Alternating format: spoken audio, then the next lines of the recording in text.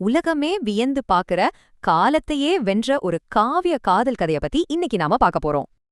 அது சும்மா ஒரு கட்டிடம் கிடையாதுங்க. ஒரு மன்னன் தன் காதலிக்காக செதுக்கின நிஜமான இதயம். அரசு சந்தையில மும்தாஜ முதல் தடவை பார்த்த அந்த நிமிஷமே ஷாஜஹான் தன் இதயத்தை தொலைச்சிட்டார். Love at first sight. 1612 கல்யாணம்.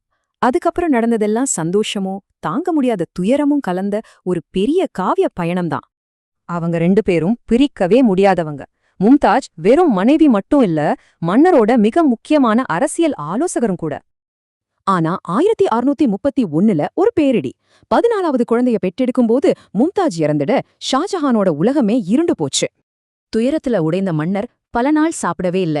ஒரே ராத்திரியில அவர் முடி எல்லாமே வெள்ளையா மாறிருச்சு.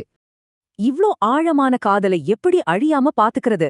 அப்பதான் மன்னர் காலத்தால் அழியாத ஒரு நினைவு சின்னத்தை கட்ட முடிவெடுத்தார்.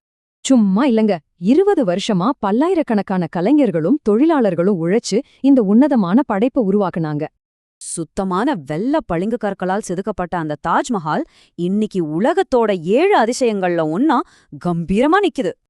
ஆனா பாருங்க, காலத்தின் சுழற்சியில சொந்த மகன் அவுரங்கசீப்பாலேயே சிறைப்பிடிக்கப்பட்டு ஷாஜஹான் தன் கடைசி நாட்களை ரொம்பவே தனிமையில கழிச்சார். அந்த சிறை ஜன்னல் வழியா தூரத்துல தெரியற தாஜ்மஹாலையும் காதலி நினைவுகளையும் ஏக்கமா பாத்துக்கிட்டே உயிர் வாழ்ந்தார். 1666 அவர் இறந்தப்போ மும்தாஜ் பக்கத்திலேயே அவரும் அடக்கம் செய்யப்பட்டார். மரணத்திலேயும் அந்த 2 காதலர்களும் ஒன்னா இணைஞ்சிட்டாங்க.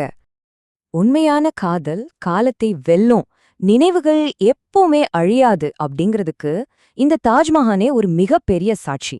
இந்த காவிய காதல் உங்களுக்கு பிடிச்சிருந்தா கண்டிப்பா ஒரு லைக் போடுங்க. அப்படியே மறக்காம நம்ம சேனலை சப்ஸ்கிரைப் பண்ணிடுங்க.